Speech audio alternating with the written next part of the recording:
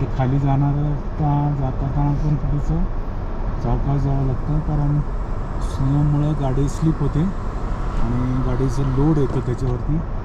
त्यामुळे समोरची 4x4 असून सुद्धा ते सांभाळून चाललेले आहेत आणि आम्ही त्यांच्या मागे आहोत. आज बहुतेक इथे 2च गाड्या आल्या, त्याच्यातली ही आहे HP ची गाडी आणि त्यांच्या मागे आम्ही आलो.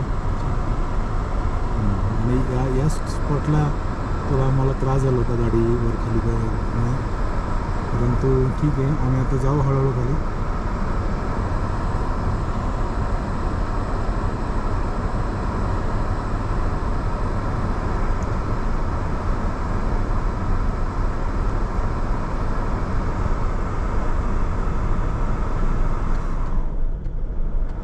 बंद करना है, गरम बंद कर दो, कोई प्रॉब्लम.